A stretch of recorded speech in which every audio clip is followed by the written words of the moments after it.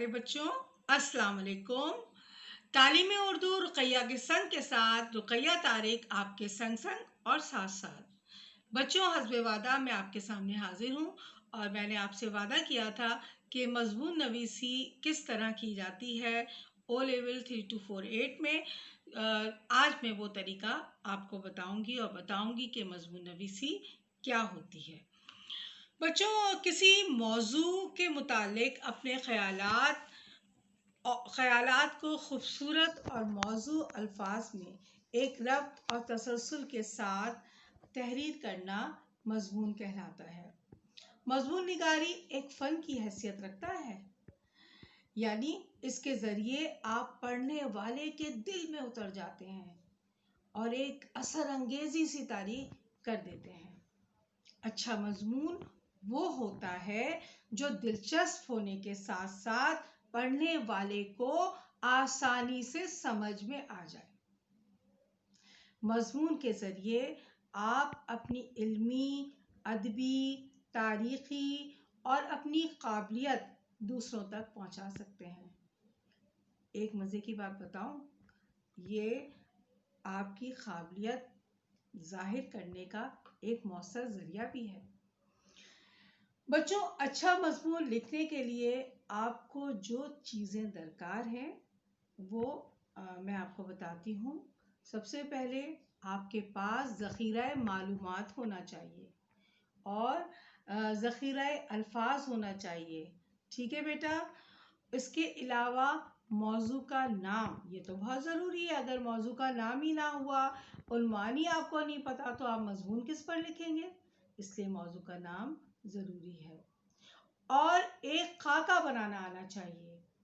आप एक खाका बना लें कि पहले मुझे ये करना है, फिर ये करना है, आखिरी इख्तिताम में इस तरह करूँगा, शुरुआत में एक शेर से कर लूँगा और इख्तिताम में किसी कोटिंग से कर लूँगा।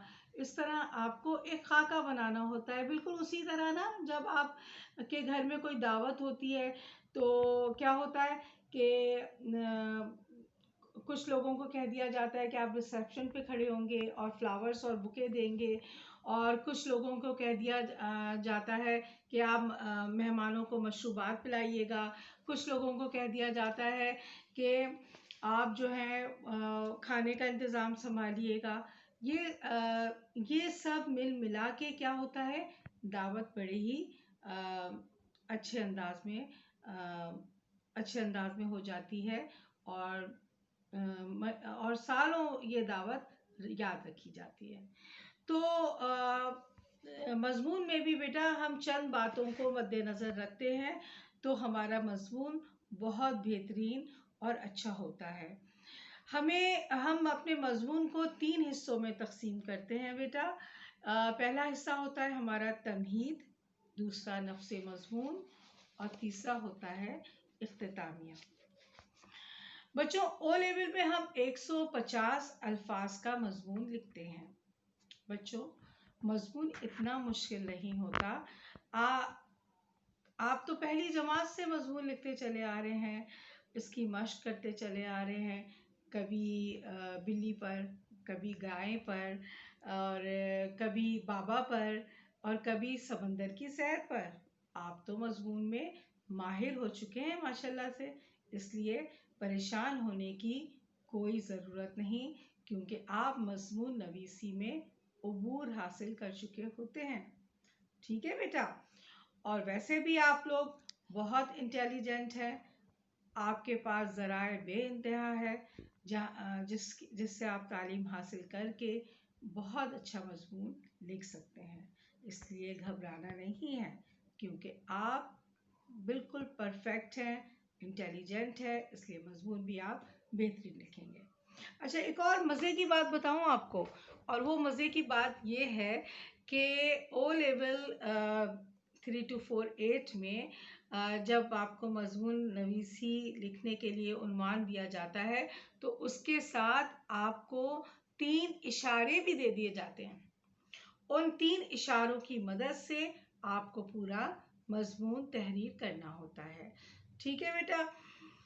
आपको अगर आप इन नुकात को डिफ़ाइन कर देते हैं प्रॉपर तरीके से, تو کیا ہوتا ہے؟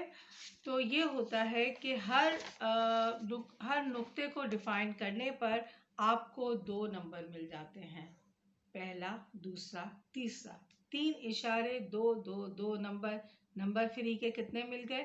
6 نمبر، 6 نمبر تو آپ کو فری میں یوں مل جاتے ہیں، ٹھیک ہے؟ اب باقی کتنے بچے؟ 9 نمبر، کیونکہ آپ کا مضمون ہے 15 نمبر کا۔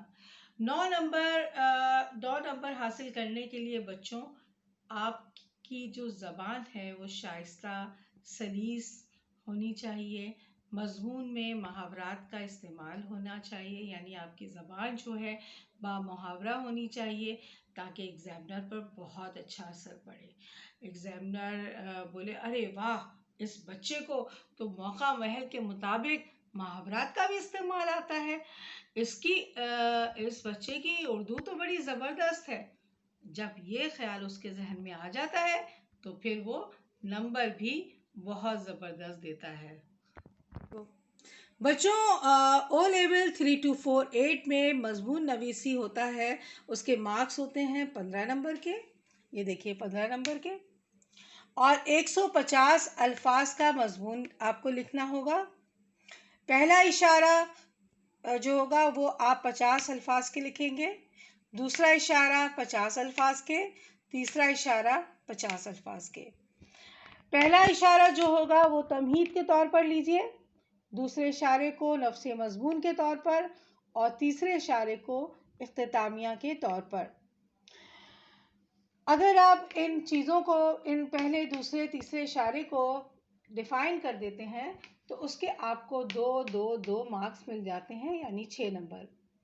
اب آپ کو محنت کرنی ہے 9 نمبر کے لیے، تو 9 نمبر حاصل کرنے کے لیے آپ کو اردو با محاورہ لکھنی پڑے گی، اور اس کے علاوہ ربط اور تسلسل بھی آپ کو دیکھنا ہوگا کہ ربط اور تسلسل کے ساتھ آپ لکھ رہے ہیں یا نہیں، اس چیز کا بھی آپ خاص خیال رکھیے گا۔ اکثر میں بچوں سے بولتی ہوں کہ مضمون لکھنے کے لیے 20 سے 25 منٹ کافی ہوتے ہیں، اس سے زیادہ آپ وقت نہیں لگائیے گا، اسٹاپ واچ لے کر بیٹھیے گا، ٹھیک ہے بچوں؟